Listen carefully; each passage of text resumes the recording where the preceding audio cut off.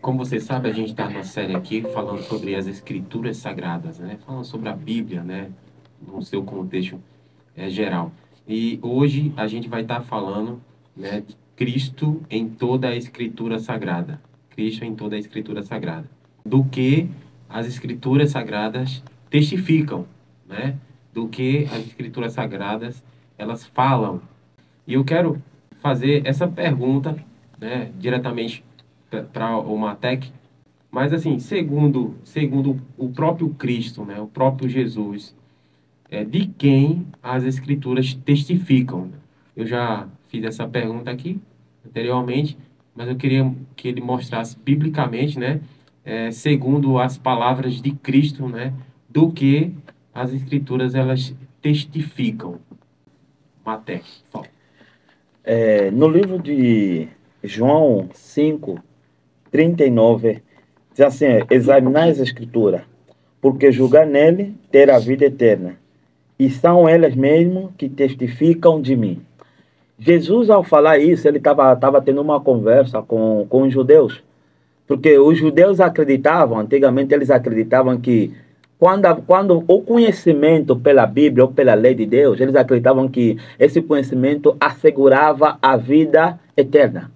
Ou seja, aqui já temos a salvação pela obra, e nós não somos salvos pela obra. Uhum. Nós somos salvos porque o que Jesus falou. E quando Jesus ele usa essa palavra, quando Jesus fala assim, oh, vocês dizem que estudam a Bíblia, julgais que nele tem a vida eterna, mas são eles que me testificam. Jesus está dizendo para eles assim, oh, vocês estão dizendo que vocês estudam a Bíblia. Se vocês estudassem a Bíblia com fé, com os olhos da fé, vocês teriam se preparado para a minha vinda.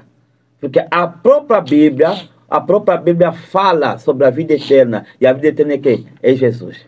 Amém. Jesus está falando, se vocês estudassem a Bíblia com fé, então vocês estariam preparados para me receber. Essa é a resposta que Jesus fala para eles.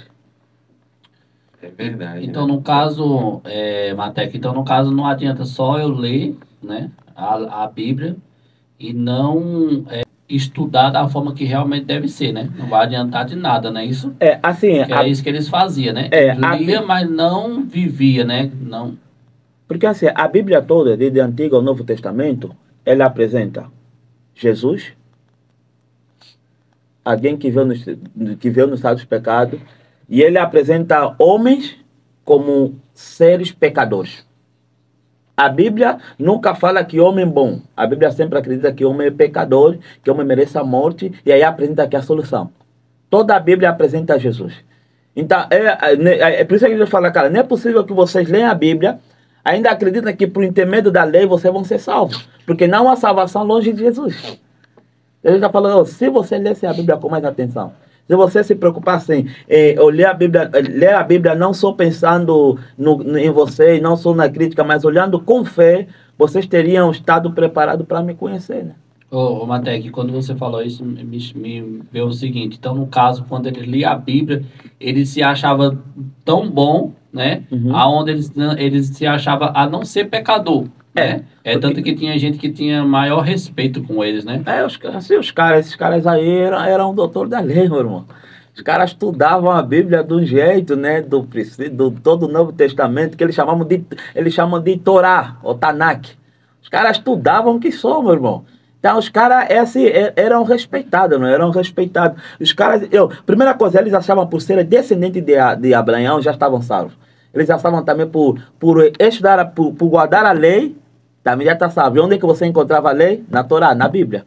Então, ele falou, cara, se vocês estudassem com mais cuidado, com o olho da fé, então vocês estariam preparados para me receber. Porque eu sou a salvação, eu sou a vida. Quando ele diz assim, né, examinar as escrituras porque cuidaste delas a vida eterna, e são elas que testificam de mim. O próximo versículo diz, e não quereis vir a mim para teres vida. Né? Tem aquele verso que diz, né, ele veio para os seus, mas os seus não receberam. Né? Ou seja, Jesus está falando para eles, o fato de você guardar a lei não garante a sua salvação. Uhum. Mas quem garante a sua salvação sou eu, é o Messias, está aqui com vocês. Muito bem, muito bem.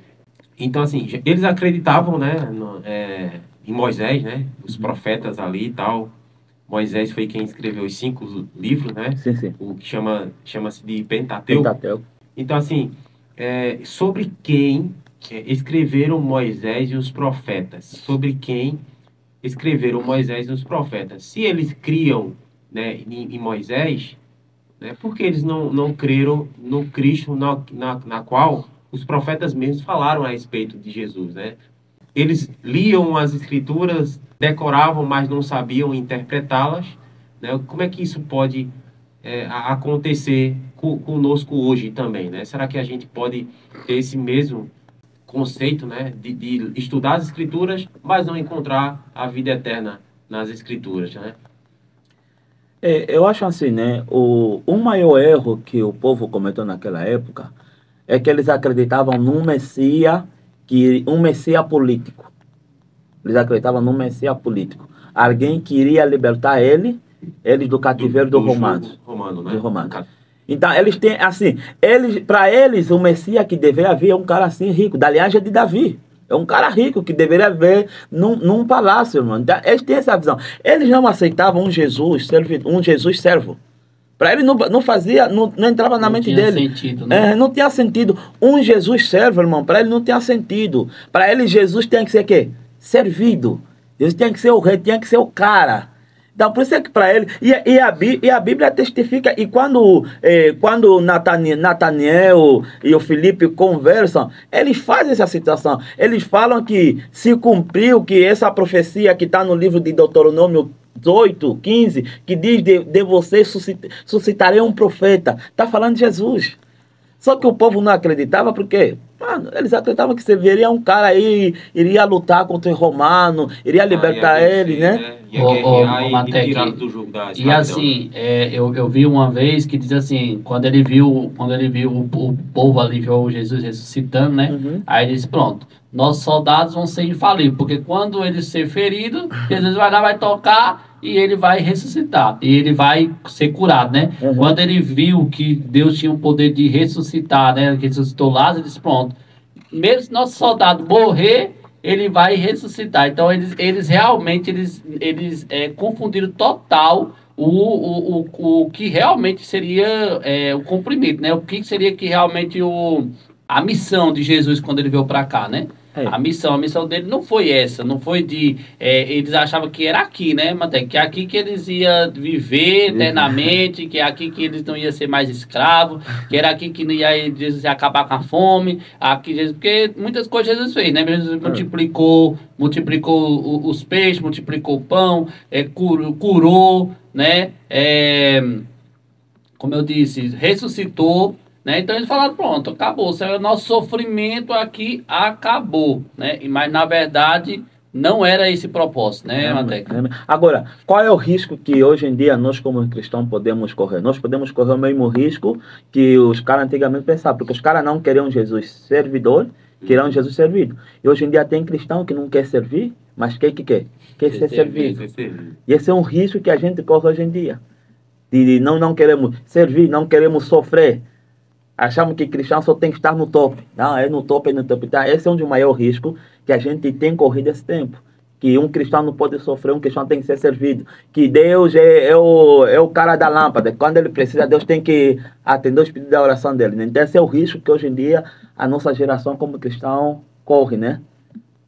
Tem um verso aqui, né? João 1,45. Filipe, né? Quando encontrou a Natanael, ele disse assim: achamos aquele de quem Moisés escreveu na lei, né? E a quem referiram os profetas, Jesus, o Nazareno, filho de José. Ora, se as escrituras testificavam, né, apontavam, né, o nascimento de Jesus Cristo, né, a sua morte e ressurreição e tudo mais, seus milagres, tudo, né?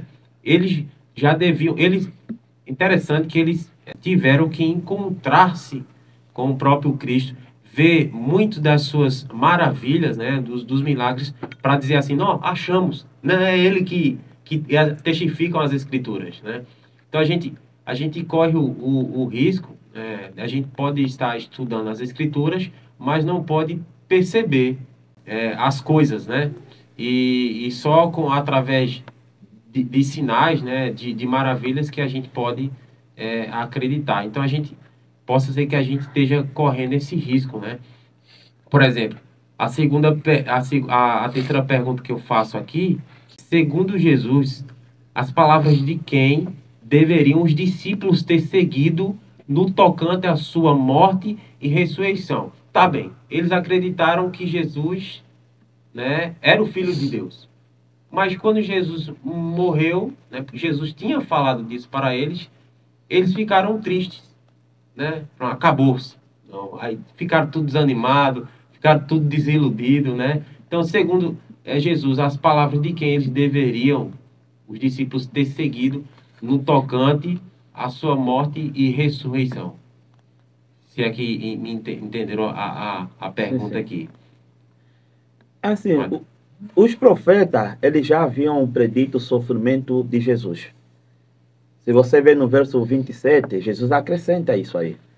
E o próprio Jesus, ele previu e repetiu várias vezes o seu sofrimento e sua morte. Você vai encontrar isso no livro de Lucas 18:31.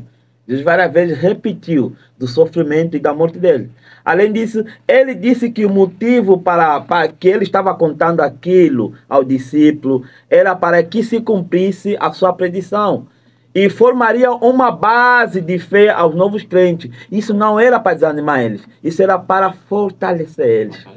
Tanto que no princípio ele chama de quê? Incrédulo, tolo. Porque a ideia de Jesus era preparar eles, não para enfraquecer, mas para fortalecer. Em vez de causar, ou seja, em vez da morte de Jesus causar desapontamento, deveria ser uma grande confirmação de fé.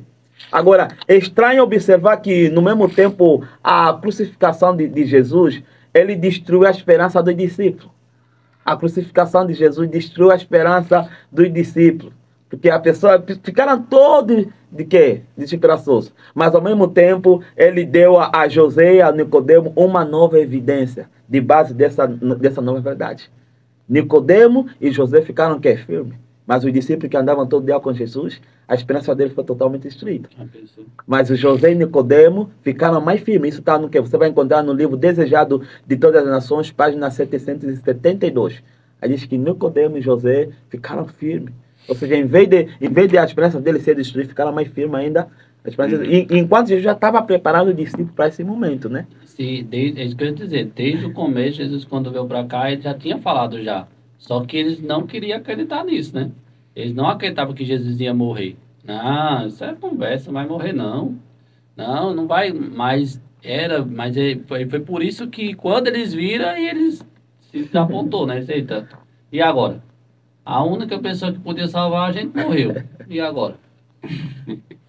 Né, Leandro? Pois é, né? Porque eles queriam que Jesus eles fizesse seu império aqui na Terra, né? A esperança era de que, de fato, que ele livrasse da escravidão, do jugo romano, e ali ele pudesse formar ali o seu império, né? Jesus ele nos deixou uma promessa da sua volta, né? E muitos vivem essa vida como se a gente fosse viver eternamente aqui na Terra. E se esquecem de que Cristo vai voltar, vai destruir com tudo aqui nesse mundo, e a gente vai viver com Jesus, né? A gente vai passar o milênio, né? Enfim, depois a gente volta e vai restaurar essa terra. E a gente corre esse risco, né?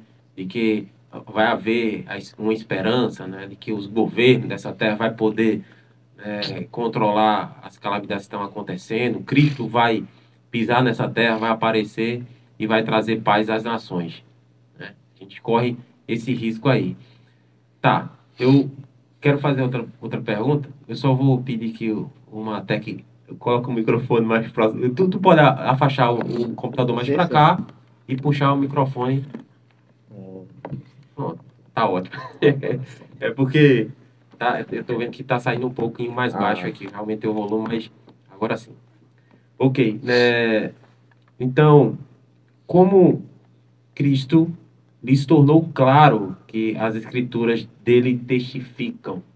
Como Cristo lhes tornou claro que as escrituras dele testificam. É interessante, né, que um dos pontos fundamentais dos ensinos de Jesus Cristo era que toda a escritura tanto o Antigo Testamento, Antigo Testamento apontava para a sua obra messiática. Ele diz que todos os autores do Antigo Testamento foram guiados para delinear a missão da vida messiática. Por bondade, irmão, abre aí a sua Bíblia no livro de Mateus 1:22. Mateus 1:22, ele explica isso. Aponta que diz Jesus que todos os autores do Novo Testamento apontavam para a sua obra messiática. O próprio Jesus diz que quem minimiza a importância do valor do Antigo Testamento não acredita nele. Não acredita nele de verdade. Então a importância de não minimizarmos o valor ou a importância do Antigo Testamento. O que diz aí, meu irmão? Mateus 1, verso 22. Está escrito: ora, tudo isto aconteceu para se cumprir o que foi dito pelo Senhor por meio do profeta. Está entendendo? Então Jesus está querendo dizer, todo o Antigo Testamento apontava pela sua obra messiática. Agora, por bondade, abra o livro de João 5:47. João 5:47. A importância de a gente não minimizar, né, o Antigo Testamento. João 5:47. Se, porém, não creem nos escritos dele, como crerão nas minhas palavras? Ou seja, Jesus estava falando dos autores do Antigo Testamento. Isso, se vocês não crerem no Testamento, como é que vocês vão crer nas minhas palavras? Então, Jesus estava falando da questão das pessoas, né, diminuir o Antigo Testamento. Porque todo o Antigo Testamento apontava da importância da sua obra. Outra pergunta que eu faço aqui que disse ele aos discípulos pouco depois? Vou solicitar que alguém leia Lucas 24:44. Ainda não leram esse texto não, foi Lucas 24:44, né? Que disse ele aos discípulos pouco depois, né? A seguir, Jesus lhe disse: são estas as palavras que eu vos falei, estando ainda convosco. Que importa se cumprisse tudo o que de mim está escrito na lei de Moisés, nos profetas e nos salmos. Ali, Lucas 24:27, né? Ele começando por Moisés, né? Falando a respeito dele, né? Escorrendo por todos os profetas, expunha-lhes o que a seu respeito constava em todas as escrituras. E no mesmo capítulo, né? O verso que o Leandro leu, a seguir Jesus lhe disse, né? São estas as palavras que eu vos falei, estando ainda convosco, que importava se cumprisse tudo o que de mim estava escrito na lei de Moisés, nos profetas e nos salmos. Então, é interessante, né? Porque Jesus, ele veio para desdobrar, né? Para desvendar aquilo que já estava escrito, né? Aquilo que já estava escrito, né?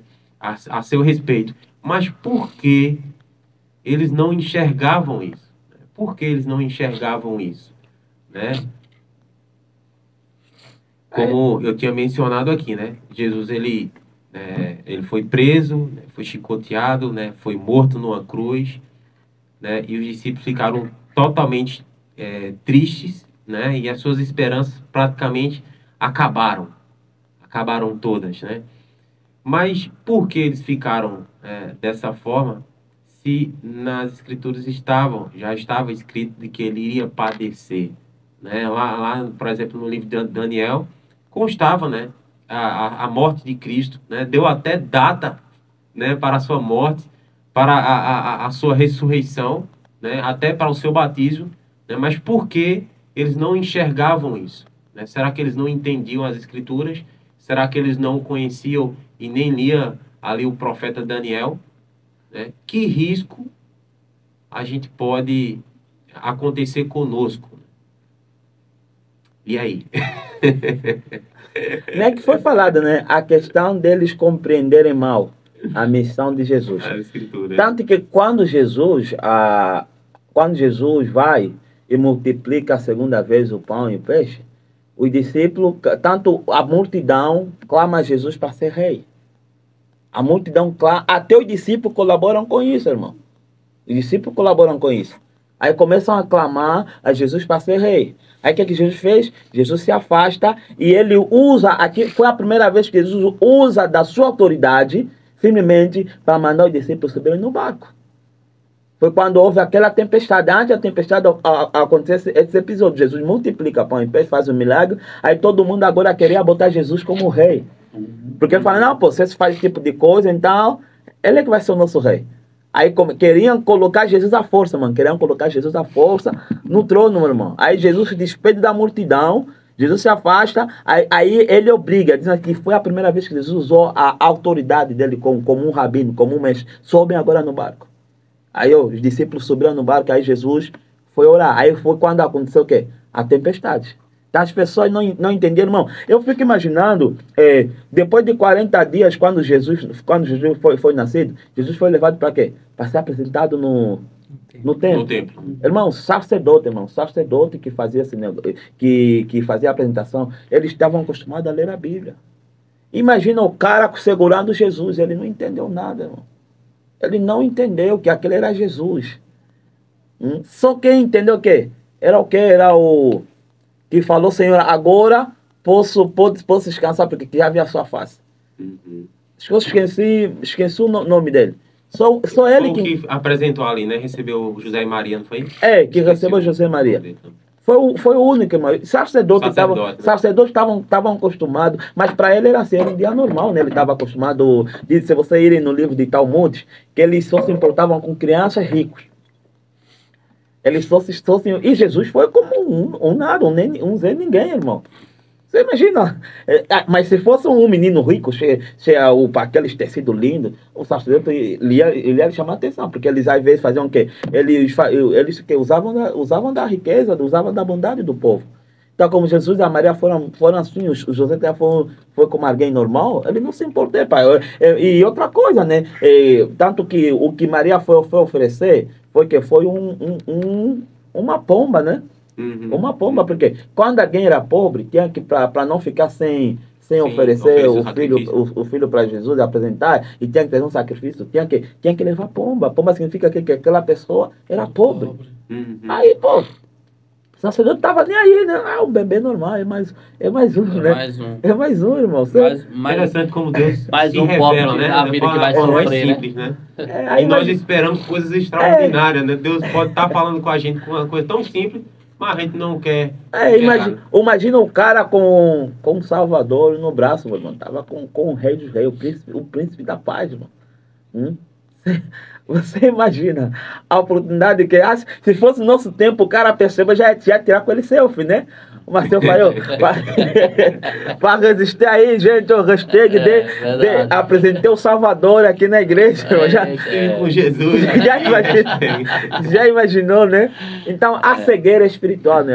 A cegueira espiritual. E Deus o quê? Deus usou uns caras normal, pô. Um cara normal, usou os magos do Oriente, os caras que eram de longe, os caras que talvez não eram muito valorizados, irmão, que ele usou. Então, é tremendo. Se os caras tivessem preparado, o povo de Israel foi escolhido para pregar a mensagem. Foi escolhido para ser um povo que deveria receber o Messias. Mas eles entenderam mal a missão, infelizmente, né? Entenderam errado. Tudo bem.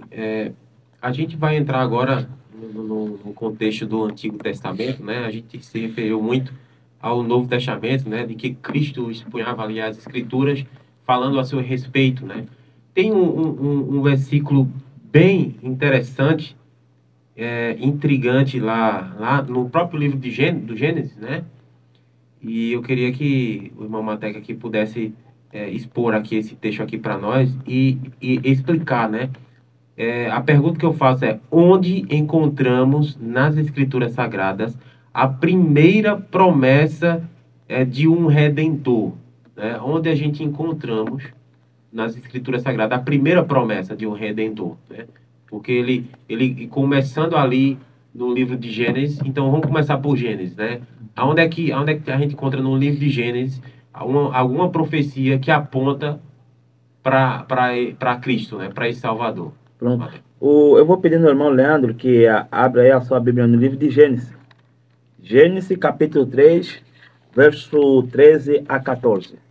Então o Senhor Deus disse à serpente: porém inimizade entre você e a mulher, entre a sua descendência e o seu descendente dela. Este lhe ferirá a cabeça, e você lhe ferirá o calcanhar. Pronto. É interessante, né? Essa palavra aí, este te ferirá a cabeça. No idioma original, no hebraico, esse ferir significa chofre. Significa chofre. E esta palavra significa esmagar. Significa esmagar. Ou seja, aqui há é evidente que esmagar a cabeça é mais grave do que ferir calcanhar. Esmagar a cabeça é mais grave do que ferir a calcanhar. E é importante a gente anotar isso. Embora Deus disse que iria pôr inimizade, né? A inimizade predita seja entre a descendente da mulher e a descendência de quê? Da serpente. E a cabeça da serpente que deverá ser esmagado, ou seja, é a cabeça da serpente que deverá ser esmagado, não da sua descendência. Em retaliação, a serpente seguiria a pena para ferir o calcanhar do descendente da mulher. Agora é interessante, quando a Bíblia fala descendente, é uma palavra singular, não plural. Ou seja, seria uma pessoa. É uma pessoa que iria ferir, queria esmagar a cabeça da serpente. Não muitas pessoas dizem, é uma pessoa que vai ferir a cabeça da serpente.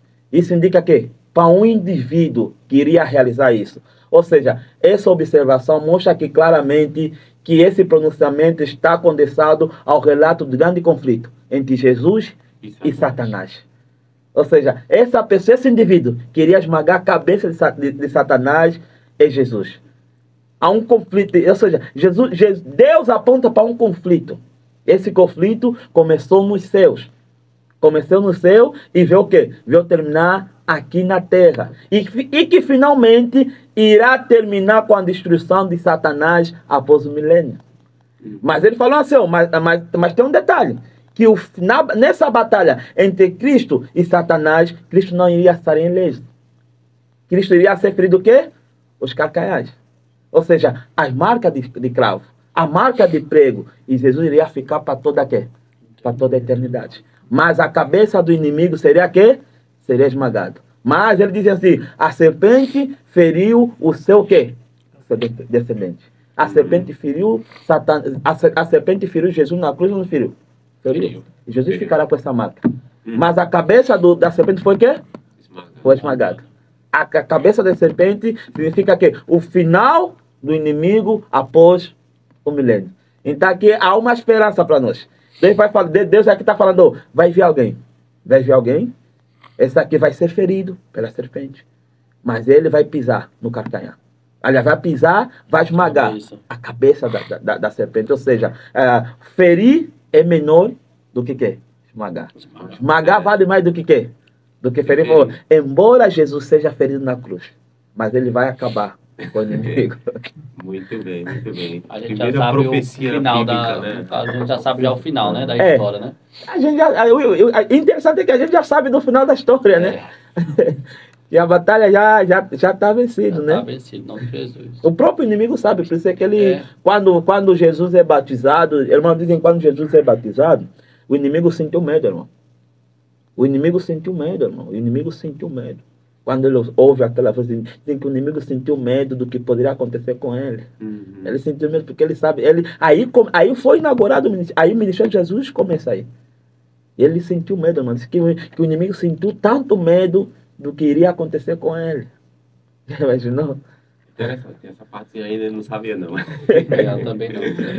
Aí, para a gente caminhar aqui para o final, né? Em que palavra foi essa promessa renovada a Abraão? Você falou, né? Essa palavra aí está no singular, né? Como o Abraão ele entendeu, né? De que seriam benditas todas as nações da terra quando eu falo na sua descendência, né? Em que palavra essa promessa foi renovada a Abraão? E eu já deixo outra pergunta, né? A quem se referia essa descendência prometida, né? O Paulo falou, né, explicou, né, esclareceu mais sobre essa questão dessa descendência. Então, com relação a Gênesis 22:18, Gálatas 3:16, né, seria a resposta, né? Essa palavra foi em que palavra foi essa promessa renovada e a quem se referia essa descendência prometida? Acho que essa pergunta já linka com a 7, né? Aham. Pronto. Isso. Esse descendente é Cristo. O objetivo da aliança que Deus tinha com Abraão foi a vinda do Messias para salvar a humanidade. Ou seja, todas as outras promessas que Deus fez para Abraão era meramente um acessório. Mas a promessa principal foi a promessa da aliança. O objetivo da aliança sempre era que era Abraão que disse que iria enviar o Messias, que iria salvar a humanidade toda. O resto da promessa foi apenas um acessório. Está se referindo de Jesus Cristo. Entendi. Mas Abraão entendia isso, ou ele achava que o seu filho estaria falando a respeito dele, da sua descendência, do seu próprio filho? Agora, é interessante, né, que se a gente estudar profundamente a história de Abraão, tem pessoa que fala quando Deus manda Abraão, falou, mata seu filho unigênito. Unigênito. Aí se a pessoa não se atentar, a pessoa pode se confundir, porque o filho unigênito de Abraão é quem? O Isaac, no caso, né? Isaac. Mas aí não está falando unigênito assim de raça, está falando unigênito da espécie. E quando a Bíblia quando fala eu te gerei, filho de você meu unigênito. Aí só fala, não, mas está falando que Deus nasceu Jesus, não. Aí está falando unigênito que da espécie, raça, de objetivo. Jesus teve o pacto com o Pai. Ou seja, Jesus é o filho unigênito na raça dele, no ser dele, no pacto dele. Que Jesus descerá como quem? Como filho. Ou seja, nele só um, Jesus, era o prometido. E a mesma coisa como Isaac. Deus prometeu o quê? Que por intermédio do Ismael, do filho dele, a nação será o quê? Abençoada. Então, o filho de Abraão foi escolhido para aquilo. Por isso ele falou, não, esse é unigênito. Tá falando a questão da espécie, da raça, da origem. Deus diz, esse aqui. Agora, há um paralelo entre filho de Abraão com Jesus.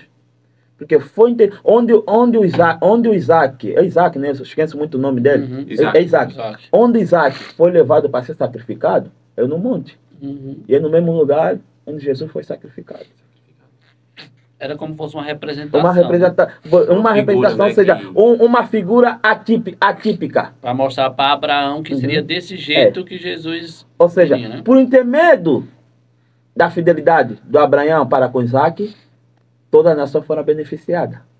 E foi por intermédio de Jesus, o sacrifício de Jesus, que o universo todo foi beneficiado. Então há um paralelo entre a vida de Jesus, ou seja, a história de Jesus e a história de quê? Do Isaac com Abraão, porque foi no mesmo lugar. Foi no mesmo lugar onde Abraão levou o filho dele para sacrificar, e alguns estudiosos foi no mesmo lugar onde Jesus foi sacrificado. Interessante. Ok. Eu vou, para a gente já concluir aqui o nosso estudo, deixa eu fazer logo essas duas perguntas aqui. A próxima pergunta é: quem Deus prometeu enviar com Israel para guiá-lo à terra prometida? Né? E a outra pergunta é: quem era a rocha que os seguia? Mas antes de tudo, eu quero pedir para o Leandro ler lá em Gálatas 3,16. Gálatas 3,16, né? Que o Paulo, ele fala dessa descendência, né? Que o próprio Deus prometeu, né? No qual todas as nações da terra seriam benditas, né? Você pode estar aí, Leandro, aí no celular. A pergunta 8, o texto Gálatas 3,16.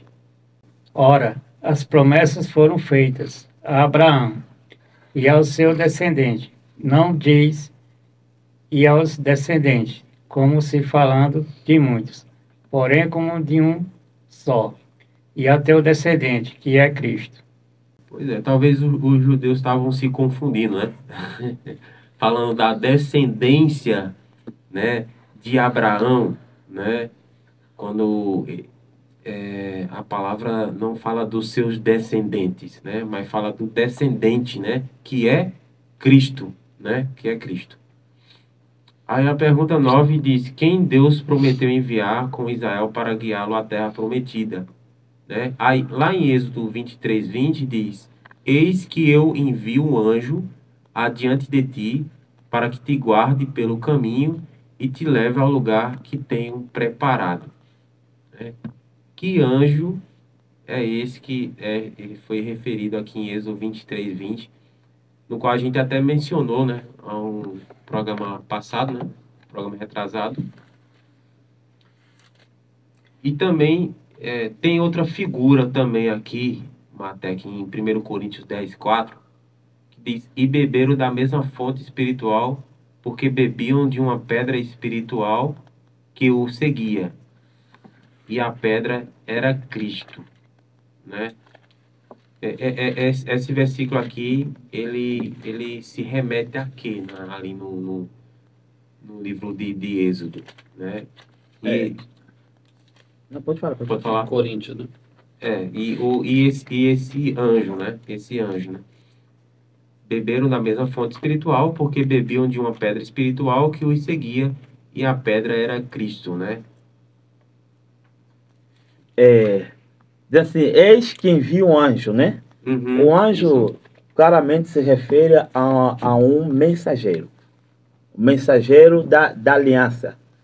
Se você ir no livro de Mequias, ou Malaquias, desculpa, Malaquias 3:1, Malaquias 3:1, diz assim: eis que eu envio o meu mensageiro, que preparará o caminho diante de mim, de repente virá ao seu templo o Senhor, a quem vos buscai, o anjo da aliança, a quem vos desejai. Eis que ele vem, diz o Senhor dos Exércitos. Ou seja, esse anjo, ele está falando sobre o anjo de aliança.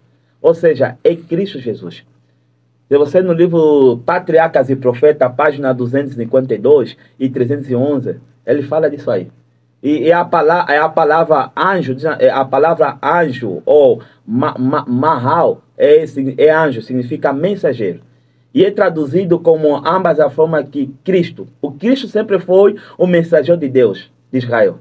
Sempre foi o mensageiro de Deus ao povo de Israel. Isso também está lá na página de Patriarcas e Profetas, página 366. Ou seja, tal o Cristo transmitia o conhecimento do caráter, da vontade de Deus e da sua misericórdia. Jesus, quando veio aqui, ele veio para transmitir o caráter e a vontade e a misericórdia de Deus. Isso vamos encontrar em Gênesis 22:1, 10, 12, Êxodo 32, Malaquias 13. Então, Deus sempre tem um mensageiro para que possa ir por ele. Esse mensageiro é quem? É Jesus Cristo. Jesus Cristo veio representar Deus aqui. Por isso ele diz: quem vê a mim, vê o Pai. vê o Pai. Vê o Pai. Desse jeito aí. Agora, a outra questão, ele diz assim: pelo caminho.